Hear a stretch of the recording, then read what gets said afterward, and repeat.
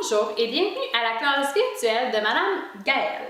Donc aujourd'hui, on va aller voir ce que sont les fractions et on va se concentrer vraiment plus sur un concept en particulier. Est-ce que j'ai les mêmes fractions ici?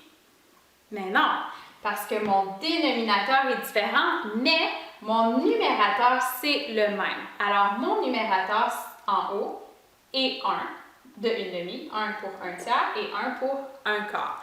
Mais qu'est-ce que ça veut dire quand j'ai le même numérateur? Alors, ici, j'ai des tasses à mesurer. Et je ne sais pas si tu le vois bien, mais mes tasses à mesurer sont l'une dans l'autre. Alors, c'est comme des poupées russes, Et chacune d'entre elles représente une de ces fractions ici. 1/2, 1/3, 1/4. Selon toi, laquelle représente 1/2, laquelle représente 1/4 et laquelle représente 1/3? Maintenant, je vais te dire c'est quoi la réponse. Alors, la réponse est que le 1/4 est la tasse la plus petite. Le 1/3 est la tasse du milieu. Et le 1/2 est la plus grosse tasse. C'est drôle, hein? Mais qu'est-ce que ça veut dire en fait tout ça?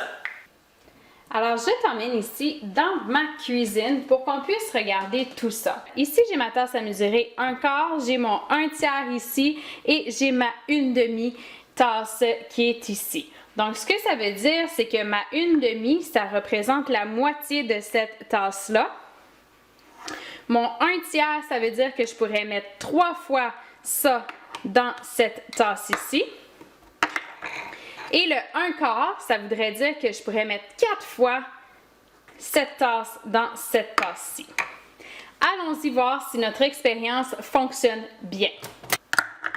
Je vais commencer avec le 1/4. Donc, je vais verser une fois du 1/4 de sucre dans ma tasse et je vais le verser dans une tasse au complet. On va voir si ça va bien fonctionner.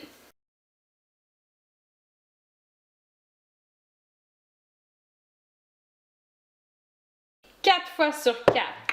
Donc, tu vois que j'ai rempli 4 fois mon 1/4 pour que ça rentre dans mon tout qui est une tasse complète. On va faire la même expérience encore une fois avec le 1/3. Donc, encore une fois, combien de fois penses-tu que le 1/3 va rentrer dans ma tasse au complet? Tu as raison, c'est 3 fois parce que mon dénominateur est 3. Ça veut dire que mon 1/3 est plus gros que mon 1/4 parce que j'ai besoin de mettre moins souvent du sucre que le 1/4 et j'obtiens la même quantité de sucre. Donc, j'en ai mis 3 fois pour correspondre à ma tasse au complet. Et finalement, je te présente avec le 1/2.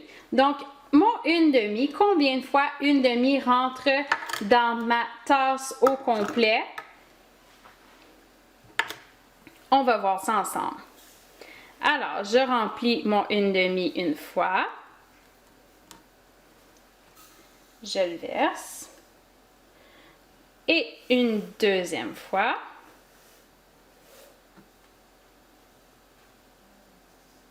Et je le verse et ça correspond à une tasse. Donc, si je mets 2 fois un 1/2, ça me rentre au complet dans mon tout qui est ma tasse au complet.